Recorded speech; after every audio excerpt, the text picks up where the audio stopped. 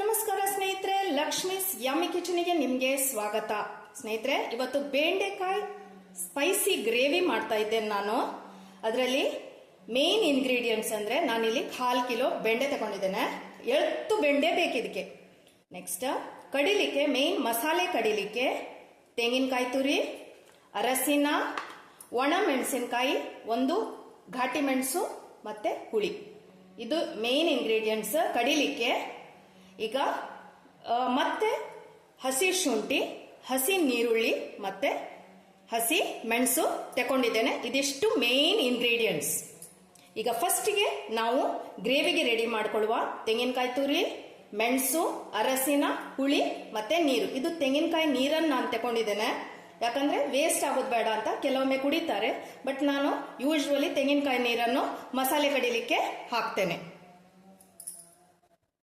ನಿಮಗೆ ಸ್ವಲ್ಪ ಥಿಕ್ನೆಸ್ ಜಾಸ್ತಿ ಬೇಕು ಅಂದ್ರೆ ಜಾಸ್ತಿ ತೆಂಗಿನಕಾಯಿ ಹಾಕಿ. ಸ್ವಲ್ಪ ಇದು ಜಾಸ್ತಿ ತೆಳುನೂ ಅಲ್ಲ, ಜಾಸ್ತಿ ದಪ್ಪನೂ ಅಲ್ಲ, ಒಂದ್ ರೀತಿ gravy type, but ultimate taste ಇರುತ್ತೆ, ಸ್ವಲ್ಪ ಸ್ಪೈಸಿ ಆಗಿರುತ್ತೆ. ಈಗ ಹುಳಿ ಹಾಕ್ತಾ ಇದ್ದೇನೆ ಮತ್ತೆ ಅರಸಿನ ಒಂದಿಷ್ಟು ಸ್ಪೂನಲ್ಲಿ, ಇಷ್ಟು ಸಣ್ಣ ಸ್ಪೂನಲ್ಲಿ ಅರಸಿನ ಸಾಕು.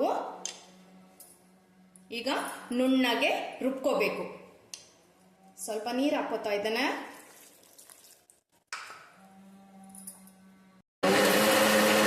ಸ್ನೇಹಿತರೆ, ಈಗ ನಾವು ಬೆಂಡೆಕಾಯ್ದು ಹಸಿ ವಾಸನೆ ಹೋಗುವ ತನಕ ನಾವೀಗ ಅದನ್ನು ಎಣ್ಣೆಯಲ್ಲಿ ಸ್ವಲ್ಪ ಬಾಡಿಸಬೇಕು.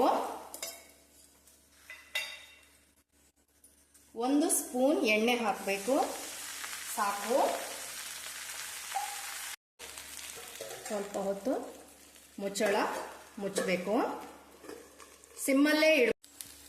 ಇನ್ನು ಕೂಡ ಇದರ ಹಸಿ ವಾಸನೆ ಹೋಗಲಿಲ್ಲ. ಇನ್ನು ಕೂಡ ಅದರ ಕಲರ್ ಚೇಂಜ್ ಆಗ್ತದೆ, ಬೆಂಡೆಕಾಯ್ದು ಕಂಪ್ಲೀಟ್ ಕಲರ್ ಚೇಂಜ್ ಆಗ್ತದೆ. ಆ ನಂತರ ಅದಕ್ಕೆ ಮಸಾಲೆ ಆ್ಯಡ್ ಮಾಡಬೇಕು. ಸ್ನೇಹಿತರೆ, ಈಗ ಆಲ್ಮೋಸ್ಟ್ ಕಲರ್ ಎಲ್ಲ ಚೇಂಜ್ ಆಗಿದೆ, ನೋಡ್ತಾ ಇರ್ಬೋದು ನೀವು. ಈಗ ಮಸಾಲೆ ಹಾಕ್ತಾ ಇದ್ದೇನೆ.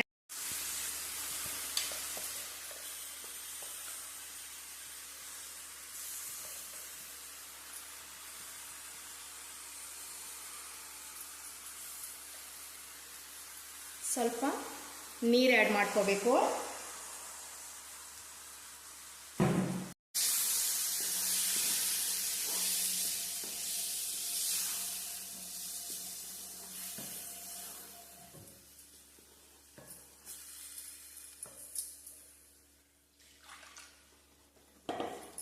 ನಮ್ಗೆ ಎಷ್ಟು ಥಿಕ್ನೆಸ್ ಬೇಕೋ ಅಷ್ಟು ಥಿಕ್ನೆಸ್ ಅಲ್ಲಿ ನೀರು ಆ್ಯಡ್ ಮಾಡ್ಕೋಬೇಕು.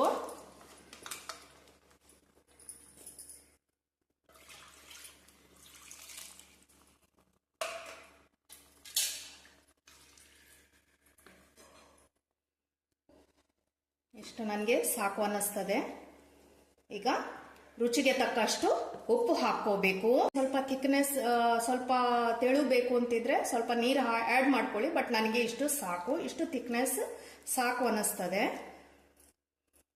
ಅದು ಸರಿ ಮಸಾಲೆ ಬೆಂದ ನಂತರ ಫುಲ್ಲು ಸ್ವಲ್ಪ ಥಿಕ್ ಬರ್ತದದು. ಈಗ ಉಪ್ಪು ಹಾಕೋತೇನೆ, ಸಾಲ್ಟ್.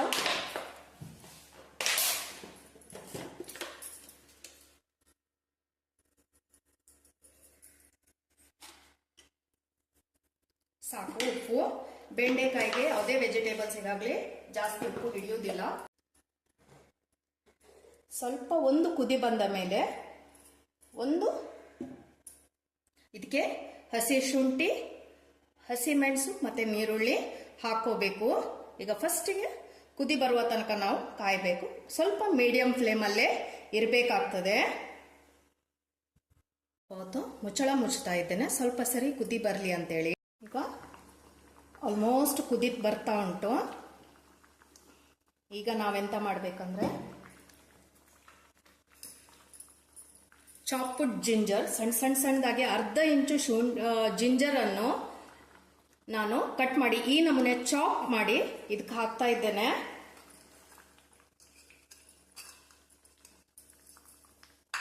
ಹಸಿ ಮೆಣಸು, ಈ ರೀತಿ ಚಾಪ್ಡ್ ಹಸಿ ಮೆಣಸು ಹಾಕಬೇಕು.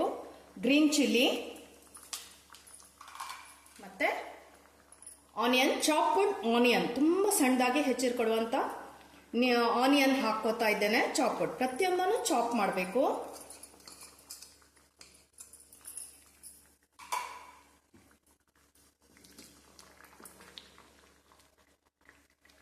ಹಸಿ ಮೆಣಸಿನ ಕಲರ್ ಚೇಂಜ್ ಆಗುವ ತನಕ ನಾವೀಗ ಕುದಿಸ್ಬೇಕು.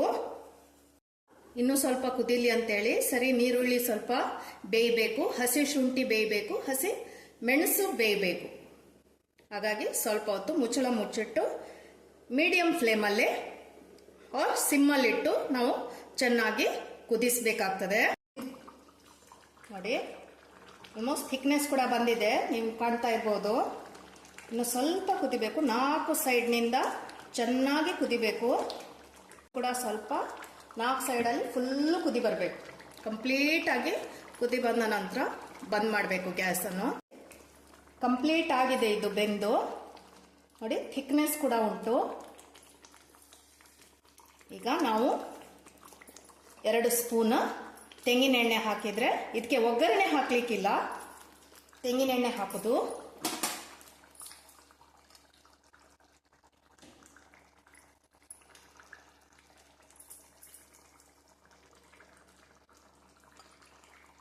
ಎರಡು ಸ್ಪೂನ್ ತೆಂಗಿನ ಎಣ್ಣೆ ಹಾಕಿದ್ದು ಮುಗೀತು. ಈಗ ಪದಾರ್ಥ ಆಗಿದೆ. ಬೆಂಡೆಕಾಯಿ ಗ್ರೇವಿ ರೆಡಿ ಆಗಿದೆ. ನೀವು ನೋಡಿದ್ರೆ ಈಸಿ ಮೆಥಡ್ ಅಲ್ಲಿ ಯಾವ ರೀತಿ ಮಾಡೋದು ಅಂತೇಳಿ. ಈಗ ಇದೇ ಮೆಥಡ್ ಅಲ್ಲಿ ನಾವು ಬಂಗಡೆ ಮತ್ತು ಕ್ರ್ಯಾಬ್, ಮಾರ್ಕೆಲ್ ಮತ್ತೆ ಕ್ರ್ಯಾಬ್ ಇದು ಇದೇ ರೀತಿ ಗಶಿ ಮಾಡ್ತೇವೆ. ಇದಕ್ಕೆ ಬಂಗಡೆ ಅಲ್ಲಿಪಿಯವ ಘಷಿ ಅಂತಾರೆ, ಕುರ್ಲಾ ಘಷಿ ಅಂತಾರೆ. ಅದೇ ರೀತಿ ಬೆಂಡೆಕಾಯಿ ಗಶಿ ಮಾಡಿದ್ದೇನೆ. ಐ ಆಮ್ ಪ್ಯೂರ್ ವೆಜಿಟೇರಿಯನ್, ನಾನು ನಾನ್ ವೆಜ್ ತಿನ್ನೋದಿಲ್ಲ. ಬಟ್ ಕುಕ್ಕಿಂಗಲ್ಲಿ ಇಂಟ್ರೆಸ್ಟ್ ಇರೋದ್ರಿಂದ ನಾನ್ ವೆಜ್ ಕಲ್ತಿದ್ದೇನೆ. ಸಣ್ಣದಿರುವಾಗ ಮನೇಲಿ ಮಾಡ್ತಿದ್ರು, ಹಾಗಾಗಿ ನೋಡಿ ಗೊತ್ತು, ಮಾಡಿಯೂ ಗೊತ್ತು. ಹಾಗಾಗಿ ಈಗ ಫಸ್ಟಿಗೆ ಟೇಸ್ಟ್ ನೋಡುವ ಉಪ್ಪು ಯಾವ ರೀತಿ ಆಗಿದೆ ಅಂತೇಳಿ. ತುಂಬಾನೇ ಸ್ಪೈಸಿ ಇರುತ್ತೆ.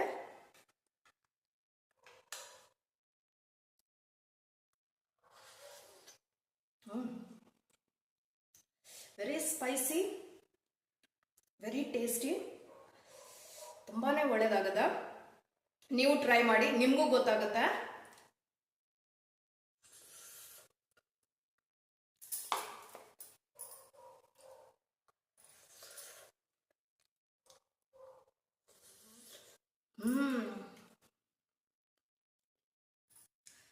Ginger flavour, chopped ginger flavour, ಹಾಗೆ ಆನಿಯನ್ ಕೂಡ ಬಾಯಲ್ಲಿ ತಿನ್ಲಿಕ್ಕೆ onion, chopped onion, chopped ginger ಮತ್ತೆ ಚಾಪ್ಡ್ ಚಿಲ್ಲಿ, ಈ ನಮೂನೆ ಫ್ಲೇವರ್ ಬಾಯಲ್ಲಿ ಒಂದೇ ಲೆಕ್ಕ ಬರ್ತಾಂಡು ಅದರ ಮಧ್ಯದಲ್ಲಿ ಬೆಂಡೆಕಾಯಿ ಟೇಸ್ಟು, ಮಸಾಲೆ ಅದು ಎಲ್ಲ ಒಂದೇ ಲೆಕ್ಕ. ಇಷ್ಟು ಟೇಸ್ಟ್ ಅಂದ್ರೆ ನೀವು ಟ್ರೈ ಮಾಡಿ, ನಿಮಗೂ ಗೊತ್ತಾಗುತ್ತೆ.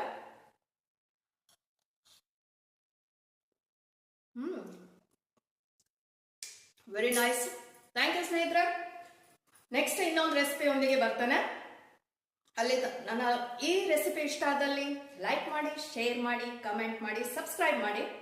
ಅಲ್ಲಿ ತನಕ ಜೈ ಶ್ರೀರಾಮ್, ಜೈ ಶ್ರೀಕೃಷ್ಣ.